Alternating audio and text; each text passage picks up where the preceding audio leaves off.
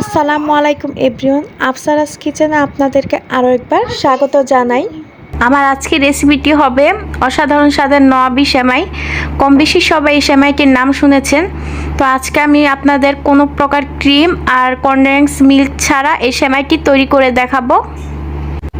আমার এই রেসিপিটি ফলো করে আপনারা ক্রিম ছাড়াই নওয়াবি সেমাইটা তৈরি করে নিতে পারেন। একদম মুখে লেগে থাকার মতো এই নওয়াবি সেমাই, যার স্বাদ কখনোই ভুলতে পারবেন না।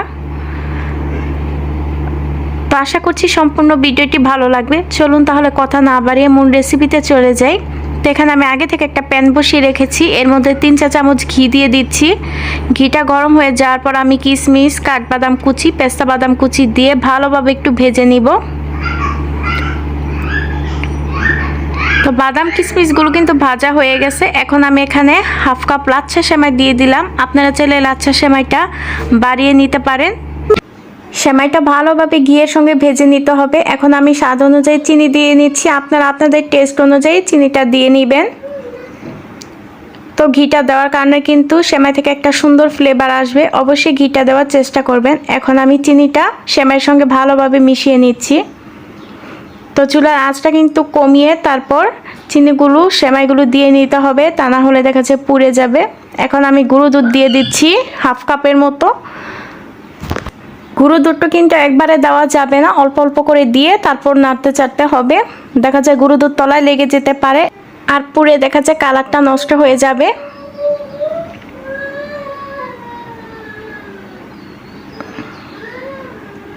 তো পরবর্তীতে আমি আবার গুঁড়ো দুধ দিয়ে ভালোভাবে মিশিয়ে নিলাম।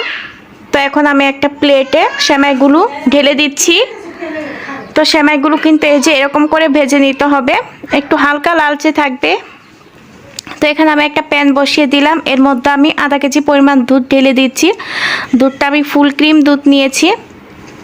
তো আপনারা চাইলে কিন্তু দুধটা বাড়িয়ে বা কমিয়ে নিতে পারেন। তো এখন এর মধ্যে একটা এলাচ দিয়ে দিলাম। তো অনেকে দেখা যায় এলাচের গন্ধটা পছন্দ করেন না, তারা না দিলেও পারবেন। তো এখানে আমি গুঁড়ো দুধ দিয়ে আবার ভালোভাবে একটু মিশিয়ে নেড়ে চেড়ে নিচ্ছি। তো এখন আমি স্বাদ অনুযায়ী চিনি দিয়ে নিচ্ছি। তো এখানে গুঁড়ো দুধটা দেওয়ার কারণে কিন্তু দুধটা ঘন হয়ে আসবে। তো এখানে আমি হাফ কাপ দুধ নিলাম একটা বাটিতে, আর 2 চা চামচের মতো কর্নফ্লাওয়ার দিয়ে ভালোভাবে গুলে নিব। তো আজকে এটা দিয়ে কিন্তু আমি ক্রিমটা তৈরি করে নিব। তো যাদের কাছে আর কি কাস্টার্ড পাউডার থাকবে না, তারা কিন্তু এভাবে ক্রিমটা তৈরি করে নিতে পারবেন। এখন আমি অল্প অল্প করে ঢেলে তারপর ভালোভাবে মিশিয়ে নিচ্ছি। তো একবারে দেওয়া যাবে না, তাহলে কিন্তু দলা পাকিয়ে যাবে। তো অনেকে দেখা যায় যে কাস্টার্ড পাউডারের জন্য ক্রিমটা তৈরি করতে পারেন না, তারা এভাবে চেষ্টা করবেন। তো দেখুন দুধটা ঘন হয়ে কিন্তু অনেকটা ক্রিমের মতো হয়ে আসছে। তো সেই পর্যায়ে আমি চুলাটা অফ করে দিয়েছি। আর এখানে আমি একটা কাচের বাটি নিয়েছি। এখন সেমাইগুলো ভালোভাবে বিছিয়ে দিচ্ছি চারপাশ থেকে। তো এখন ক্রিমের লেয়ারটা ভালোভাবে দিয়ে দিচ্ছি। তো ক্রিমের লেয়ারটা যেন সমানভাবে চারপাশে বসে যায়, তো সেভাবে দিয়ে নিতে হবে। তারপর এর উপর আমি বাকি সেমাইগুলো দিয়ে দিচ্ছি। তো চারপাশটা কিন্তু ভালোভাবে ছড়িয়ে দিচ্ছি।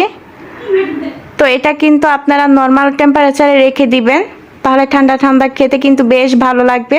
আর ফ্রিজে রেখে দিলে কিন্তু জিনিসটা জমে যাবে, তখন কাটতেও কিন্তু সুবিধা হবে।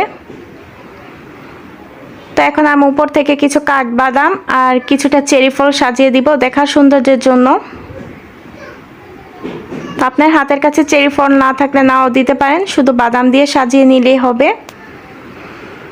তো এটা আমি কিছুক্ষণের জন্য এখন ডিপ ফ্রিজে রেখে দিব, যেহেতু আপনাদের পরিবেশন করে দেখাতে হবে। আপনারা কিন্তু চাইলে নর্মাল ফ্রিজও রাখতে পারেন। তো ডিপ ফ্রিজ থেকে আমি কিছুক্ষণ পর বের করে নিয়েছি। এখন আমি আপনাদের কেটে দেখিয়ে দিচ্ছি কতটা সুন্দর হয়েছে। দেখুন নওয়াবি সেমাইটা কিন্তু দেখতে যেমন সুন্দর হয়েছে, খেতে কিন্তু আলহামদুলিল্লাহ অনেক মজা হয়েছে। তো আমি কেটে এখন আপনাদের একটা ফ্রিজে পরিবেশন করে দেখিয়ে নিচ্ছি। দেখুন এটা কিন্তু অনেকটা জমাট বেঁধে গেছে। তো ঠান্ডা ঠান্ডা নওয়াবি সেমাই খেতে কিন্তু ভীষণ মজা লাগে, আর আপনি একবার খেলে এর স্বাদ কখনোই ভুলতে পারবেন না। অবশ্যই বাসায় এভাবে একবার ট্রাই করে দেখবেন, ভীষণ ভালো লাগে। তো খুব সহজে আমি আপনাদের এই নওয়াবি সেমাইটা তৈরি করে দেখালাম। কেমন লেগেছে আমাকে কমেন্টস করে জানাবেন। আর যারা এখনও নতুন আমার চ্যানেলটি সাবস্ক্রাইব করেননি, তারা চাইলে আমার এই চ্যানেলটি সাবস্ক্রাইব করে নিতে পারেন। আজকের মতো বিদায় নিচ্ছি। আল্লাহ হাফেজ।